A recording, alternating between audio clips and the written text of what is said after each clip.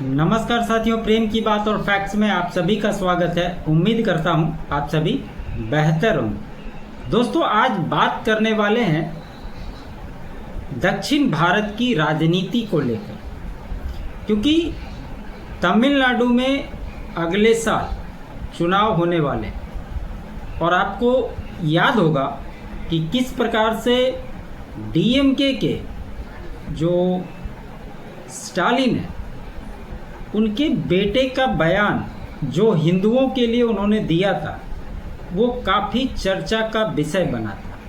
और वैसे भी इस देश में हिंदूवादी कई सारे नेता हैं, लेकिन जो अपने आप को तन मन और धन से हिंदू समझते हैं, हिंदुओं के लिए किसी भी प्रकार की कोई भी घटना उसके लिए डटकर खड़े रहते हैं, ऐसे बहुत कम नेता आपको इस देश में मिलेंगे।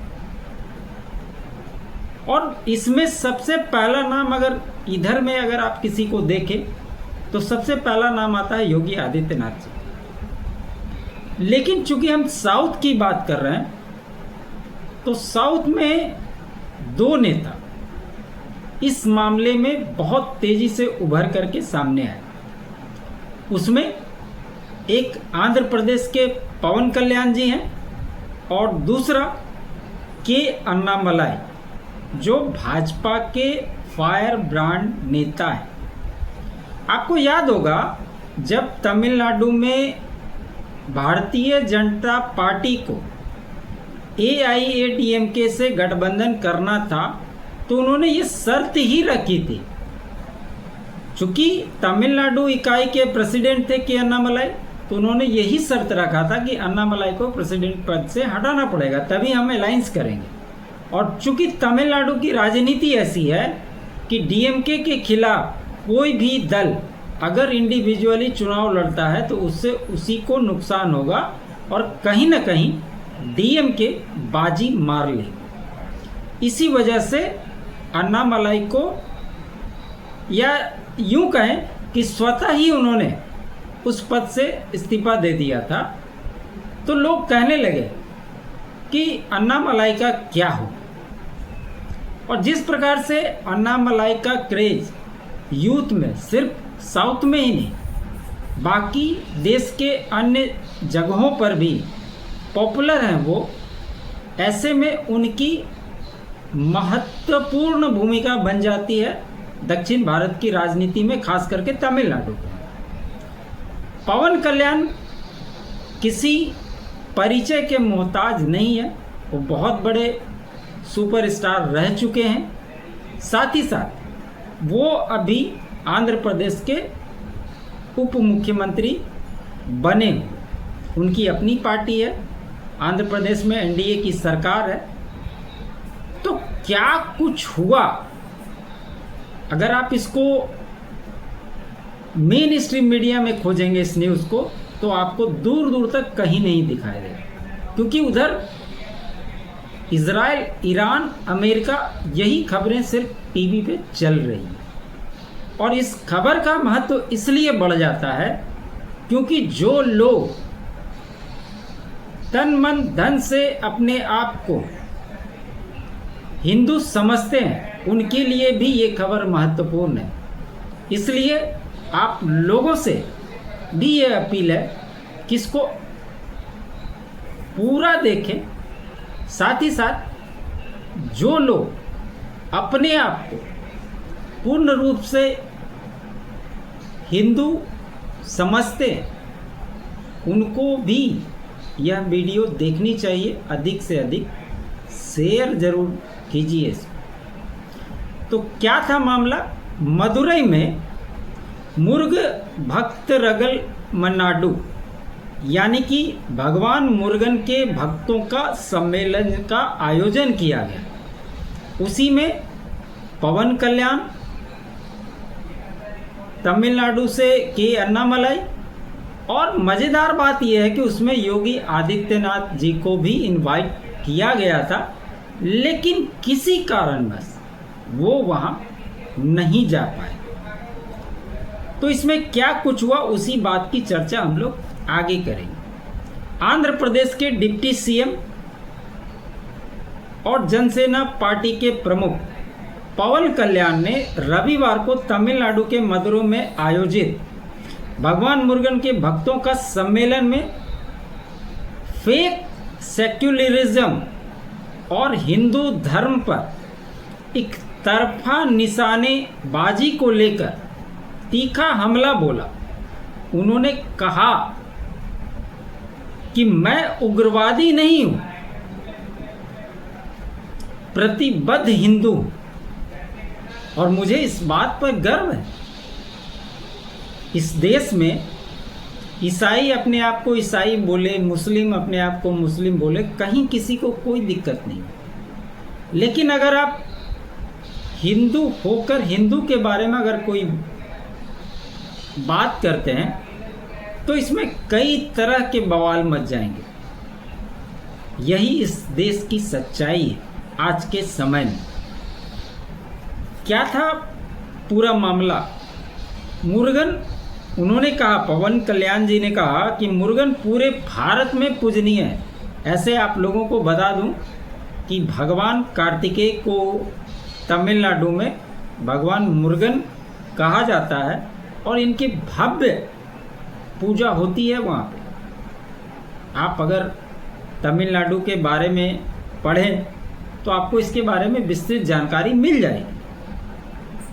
पवन कल्याण ने अपने संबोधन में भगवान मुरुगन को लेकर कहा कि वे सिर्फ तमिलनाडु तक सीमित नहीं है, बल्कि उत्तर भारत में कार्तिकेय, आंध्र और कर्नाटक में सुब्रमण्यम के रूप में पूजे जाते। उन्होंने इस बात पर दुख भी जताया कि कुछ साल पहले कंडा षष्ठी कवचम जैसे धार्मिक स्तुति गीत का सार्वजनिक रूप से मजाक उड़ाया गया। पवन कल्याण ने आगाह करते हुए कहा कि हिंदुओं की सहनशीलता को उनकी कमजोरी न समझा जाए। अगर बार बार उकसाया गया तो जवाब भी मिलेगा। धर्म की रक्षा हर भक्त का कर्तव्य है। और ऐसे तो ये राजनीतिक मंच नहीं था, लेकिन जिस प्रकार से वहाँ लोगों का हुजूम उमड़ा था, वो तस्वीर आप देखेंगे तो आप भी गर्व करेंगे। इतनी जबरदस्त भीड़ थी वहाँ पर। तो वहाँ पर ये भी बात हुई और इसको पॉलिटिक्स के पॉइंट ऑफ व्यू से आप नहीं देख सकते, क्योंकि कोई व्यक्ति अगर अपने धर्म के प्रचार के लिए अपने ही धर्म के लोगों से अपील करता है तो इसमें क्या बुराई है? आप लगातार देखते हैं कि मुस्लिम धर्म में फतवे पढ़े जाते हैं जिसका अनुकरण लोग करते हैं। कई सारे ऐसी चीज़ें होती है जिसका लोग अनुकरण करते हैं। तो अगर हिंदू धर्म में ऐसा कोई चीज़ होता है तो इससे किसी को पेट में दर्द नहीं होनी चाहिए।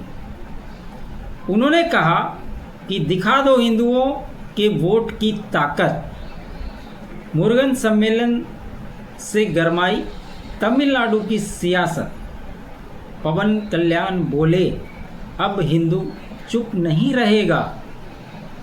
तमिलनाडु में भगवान मुरुगन सम्मेलन के जरिए हिंदू एकता और वोट बैंक की ताकत दिखाने की कोशिश हुई। पवन कल्याण ने सेकुलर और नास्तिकों पर पुरजोर हमला बोला। जो लोग उस सम्मेलन को सुने होंगे उनको समझ में आएगा। आप इसको सर्च कीजिएगा, इसके सारे डिटेल्स आपको मिलेंगे। तमिलनाडु के मदुरै शहर में कुछ ऐसा हुआ जिसने पूरे राज्य की राजनीति को गर्म कर दिया।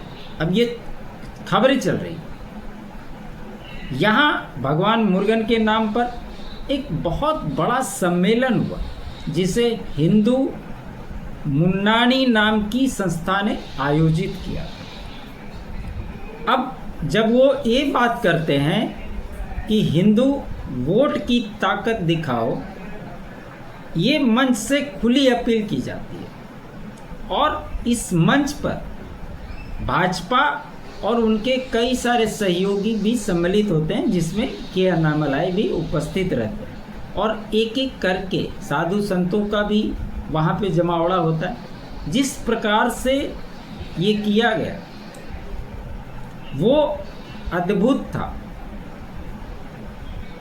उन्होंने यह भी कहा कि तमिलनाडु की सरकार मंदिरों को पैसे की कमाई का जरिया बना रखी है, जबकि मंदिर का पैसा भक्तों पर खर्च होना चाहिए, लेकिन सरकार इसको दूसरी कामों में पैसे को खर्च कर रही है। आपको याद होगा जब आंध्र प्रदेश में चंद्रबाबू की सरकार बनी थी तो तिरुपति मंदिर में कई सारे अन्य धर्मों के लोग थे और वहाँ पे प्रसादम को लेकर जिस प्रकार से मामला हुआ था, उसमें जो भी लोग थे तो सब कह रहे थे कि वहाँ तो चंद्रबाबू नायडू हैं, वो इस तरह की कार्य को नहीं करेंगे, लोगों को नहीं हटाएंगे। लेकिन आपने देखा किस प्रकार से वहाँ पर जो लोग थे अन्य धर्मों के, उनको हटाया गया और प्रॉपर तरीके से जो उसमें होने चाहिए उनको जगह मिली। अब बीजेपी और उनके सहयोगी लोग भी थे, इसमें के अन्नामलाई, एच राजा, तमिलिसाई और वानश्री श्रीनिवासन जैसे नेता भी शामिल हुए थे। हालांकि AIADMK ने इस सम्मेलन के आयोजन पर कुछ नहीं कहा, लेकिन उसके 4 पूर्व मंत्री भी इस सम्मेलन में शामिल हुए थे, जिसके चलते राजनीति और गर्मा गई है और लगता है कि मामला गंभीर है, ऐसा कह रहा है। हिंदू धर्मांतरण को लेकर भी बात हुई कि जो लोग धर्म परिवर्तन करके दूसरे धर्म में चले गए उनको घर वापसी कराने के लिए क्या कुछ किया जा सकता है, उस पर भी काम होना चाहिए। ऐसे में यह सम्मेलन बड़ा ही महत्वपूर्ण हो जाता है, क्योंकि इस देश में हिंदुओं की बात करने वाले नेता ही बहुत गिने चुने हैं। और सबसे कमाल की बात यह है कि जो खुद को हिंदू कहते हैं, कई आपको ऐसे मिल जाएंगे जिनको अपने आप को हिंदू कहलवाने में भी दर्द महसूस होता है। तो आप किस तरफ हैं, कमेंट के माध्यम से ज़रूर बताएं। और आपको लगता है हिंदू और सनातन इसी प्रकार से जो इस देश की पहचान है आगे बढ़नी चाहिए, तो इस वीडियो को अधिक से अधिक दूर फैलाएं ताकि लोगों तक ये मैसेज जा चुके और उनको भी लगना चाहिए कि क्या वो जो कर रहे हैं वो सही है या गलत। तो दोस्तों, ये थी खबर जो लगा कि आप लोगों से बात करनी चाहिए, इसलिए मैंने इस टॉपिक को उठाया और आप सभी के सामने प्रस्तुत किया। उम्मीद करता हूँ मेरा ये विश्लेषण आपको अच्छा लगा हो। अच्छा लगे तो लाइक ज़रूर कीजिएगा, अधिक से अधिक शेयर कीजिए। चैनल पे नए हैं तो चैनल को सब्सक्राइब कर लीजिए। साथ ही साथ मेरे अल्टरनेट चैनल फैक्ट्स को भी आप सब्सक्राइब करें। कंटेंट अच्छा लगे तो आप चैनल के लिए अपना कंट्रीब्यूशन भी दे सकते हैं। QR कोड स्क्रीन पे दिखेंगे, ज्वाइन बटन दिखते ही हैं, साथ ही साथ डिस्क्रिप्शन में बाकी डिटेल्स आपको मिल जाएंगे। आप सभी का बहुत बहुत धन्यवाद। जय हिंद, जय भारत।